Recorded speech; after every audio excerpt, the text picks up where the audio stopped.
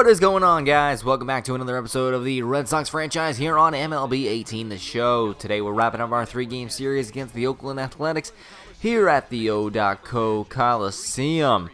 15-6 coming into this one, and we're looking for a 2 out of 3 here in Oakland. And the series win here against the Oakland Athletics. We're facing off against Andrew Triggs. 15 strikeouts, 9 walks, 5th start of the year for him. He's 0-2 with 25 hits against him and a subpar 4.64 ERA. So we're going to have to try to put some hits on him and get him out of this one early. Mookie Betts leading off, 2-1 count, hits one down the left field line. That one's got a chance. He hit a walk-off leadoff home run yesterday, and he does it again. Holy moly, what is up with Mookie Betts hitting home runs like it's his job? Leading off games, hitting home runs, and it's like, this man is a cheat code. He's a cheat code. He hits good. He fields good. He runs well. It's like hits good is not really proper English, but whatevs.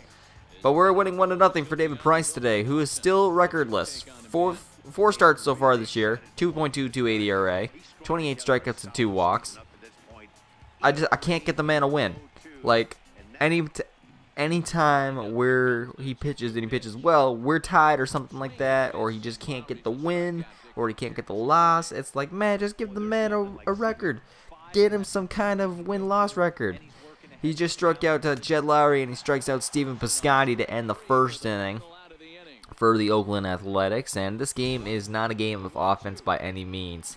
1-2 count on Chris Davis, and strike 3, swinging on the cut fastball.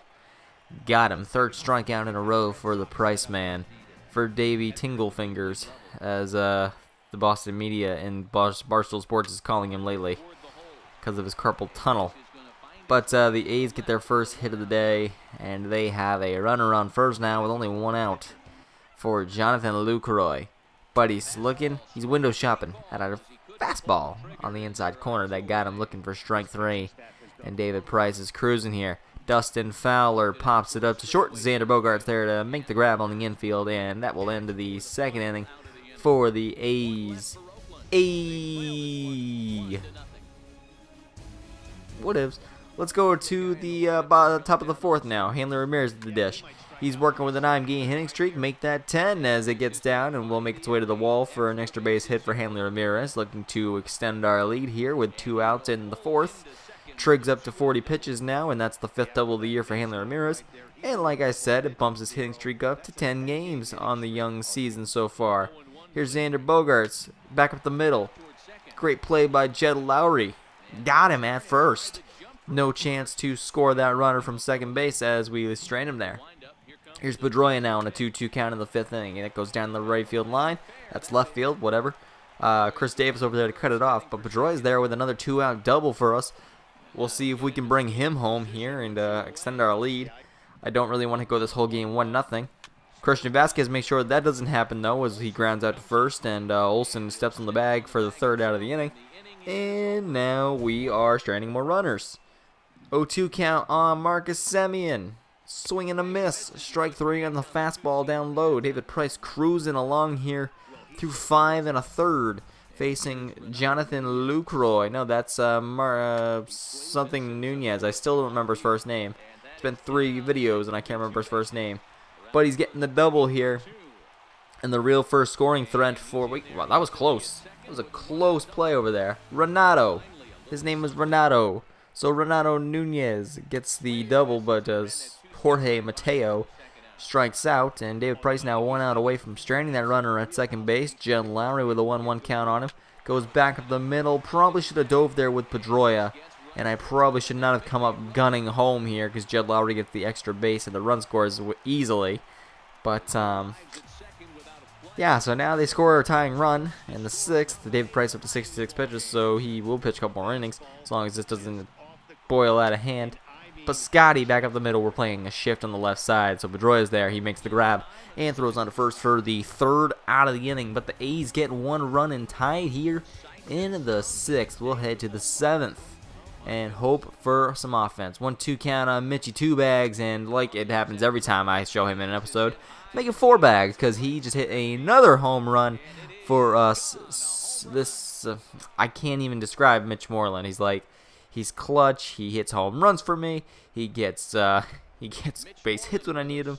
Mitch Moreland is just a pro, and I love him, and I wish I could get him in there every day. And it would make me happy that if I traded an outfielder sometime in this year, probably Jackie Bradley might be traded at some point, that I could start him every day. That would be the only really good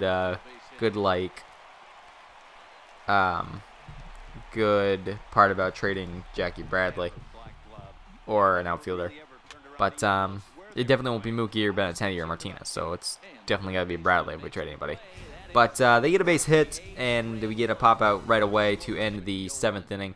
Move to the 8th now. Marcus Semien going down the right field line. That one is going to get all the way to the wall. Mookie, not all the way to the wall, but it gets close. Mookie gets over there to play it, and they get a leadoff double here in the bottom of the 8th. And that would do it for David Price on the day. We bring in Carson Smith for his 6th appearance of the year, an 0-1 record with a 7.50 ERA in just 6 innings. Right-handers hitting .533 against him, and he's got to face a couple righties in this one. Here is Renato Nunez trying to bunt him over, but it is not a good bunt as it's too strong, and it holds the runner at second base. That'll flip the lineup over now for Jorge Mateo, trying to get that tying run home from second, but it's a little swinging bunt. Carson Smith plays it quickly off the mound and gets to it and throws on to first to get Mateo over at first, but that tying run moves over to third for Jed Lowry now, and the sinker on the outside corner freezes him. He doesn't like it, the fans don't like it, but everybody else in the Red Sox dugout likes it, including me. So we get out of the inning there. We do not let that tying run come home, and we still have the lead going into the top of the 9th inning. Andrew Benintendi now facing Castillo, and it's a single back up the middle. Early offense here in the 9th, trying to get an insurance run for that bottom of the 9th inning to make sure that a one run does not tie it. Hanley Ramirez now at the dish, and he lashes one to center field. That one's going to get down. Benintendi held up to see if it would be caught, and he's heading to third now with the runners at the corners with one out for Xander Bogaerts, and he'll hit one in the air to left. That should be deep enough to score the run. Chris Davis heading back near the track. He'll make the grab, but that run from third is going to come home and extend our lead to 3-1 now, giving us that all-important insurance run as we head into the bottom of the 9th inning. We will show Mitch Moreland one more time, though. 1-0 count on him, and it's hit high and deep to right.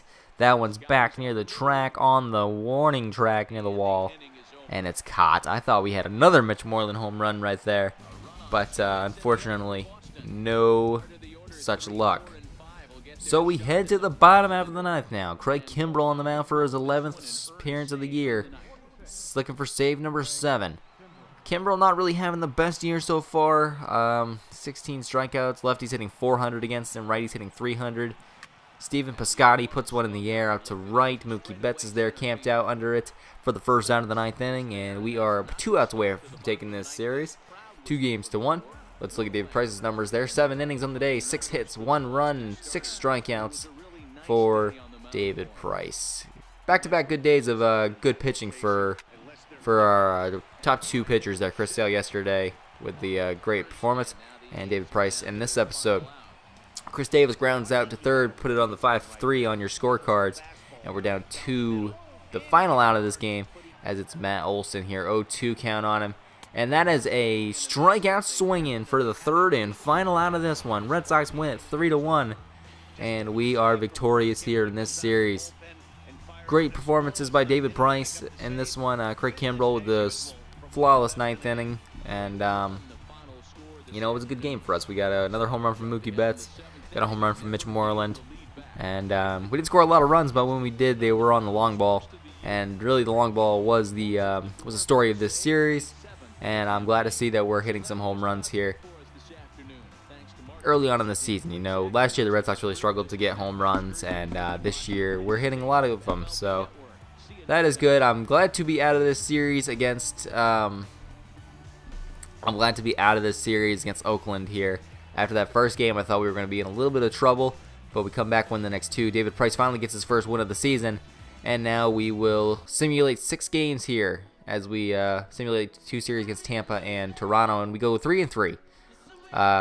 Craig Kimbrell blew the first game. He let up 5 runs, and then we win that series against Toronto and lose the series against Tampa. But we'll play the Kansas City Royals in the next episode back at Fenway, and I hope you'll join me there. This has been another episode of Red Sox Baseball. Hope you did enjoy. My name's Jordan, and I am out. See you later.